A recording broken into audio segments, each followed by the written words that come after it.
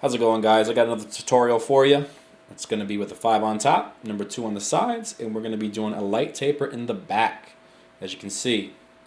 Now, to start off this haircut, whatever clippers you plan on using, feel free to use them. Just put a number 5 guard on them and close it. Have the lever closed. I'm using the Andy's Masters Black Label Edition to perform this cut, and this is a very nice clipper. Now, after going over the head with a 5, I put on the number 4 guard. This 4 guard is going to be closed.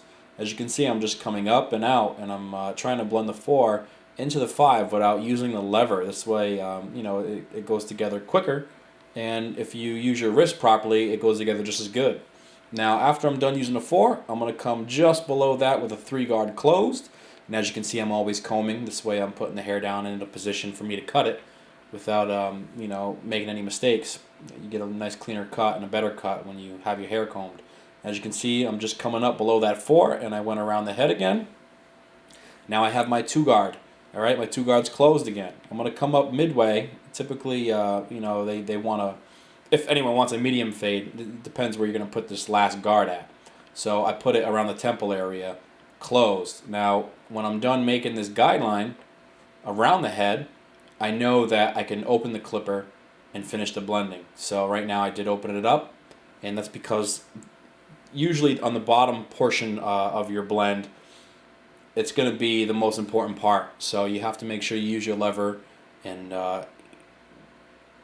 do what you got to do to make the blend nice. And again, the bottom portion is probably the most important part because that's the part of the fade that you're going to see. So here I am using the lever accordingly, and I'm coming just below that 3 with it opened, and then I put it midway, and then I knock down the hairs as needed. So after you're done with your side, you do the other side the same way. Then you connect them. So connecting them, you just go back to your 4 guard, do a real quick couple swipes, and you put on your 3 closed. Again, combing the hair. This way it's easier to cut, easier to see what you're doing.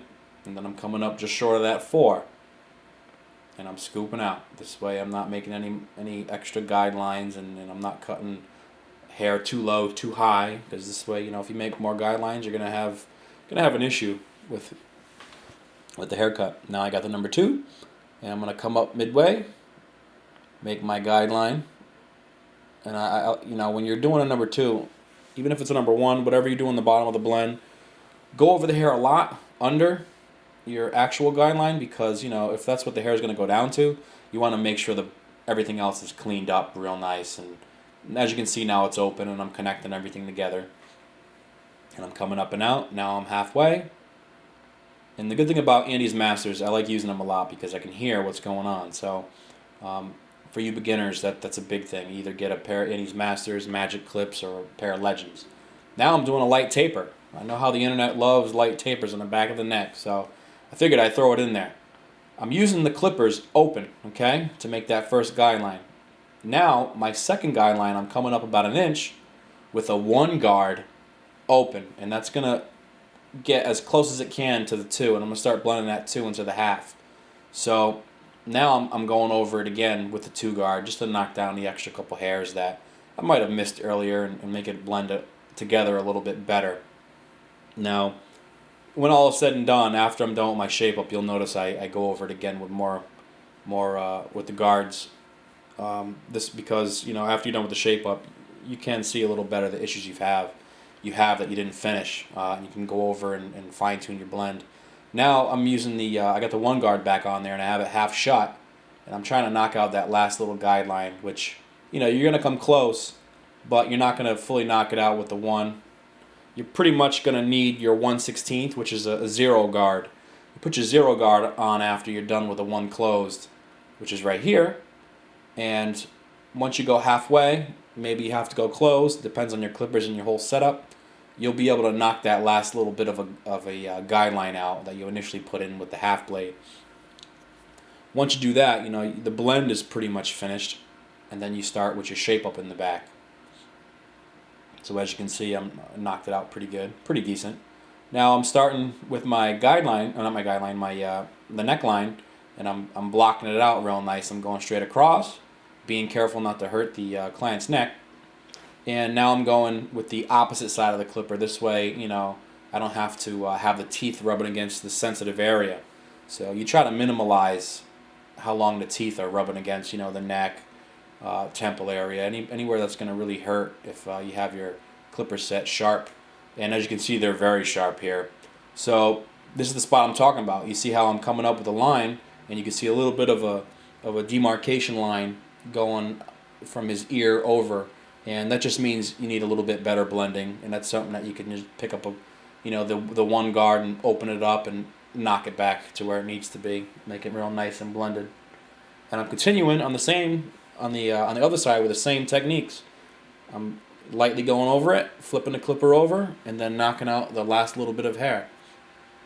As you can see, you know, if you have your trimmer set real good, you don't have to worry about much irritation, and you can do your work a lot more efficiently.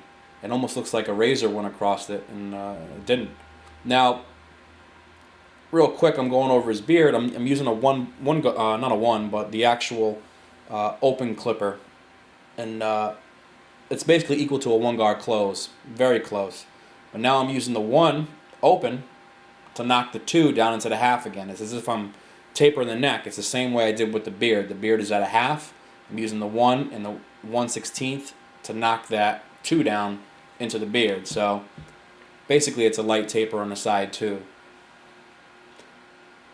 Now you'll also repeat the same steps on the other side. This way everything, you know, flows and goes together real nice.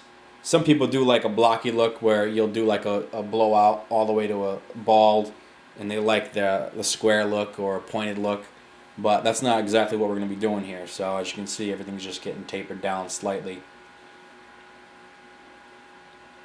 So there's the one open and closed. And now I'm doing the shape up. So I'm starting from the center of the head, and I work my way towards each side. This way I can maintain a nice straight line. Now I'm going around the chin. He wanted it chin line, so that's what you do. I do one side and then I do the other side, and I make sure they're both equal and they're both straight as can be. I will not start the top of their cheeks until I know this bottom line is perfectly straight. Once I do that, then I know I can go to the next step.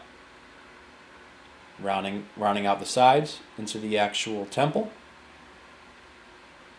Again, you know, be sure to have a nice pair of trimmers. Makes your work a lot easier, as you can see. And this is not exactly super important, which is why I sped it up. But Timeless Shave Gel, I got to give a shout out to Vic, man. It's some good stuff.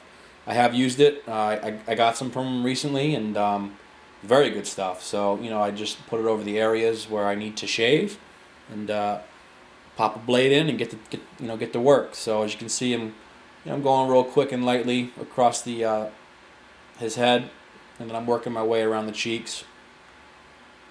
And there I took a break. I needed a sip of coffee. Typical day in the life.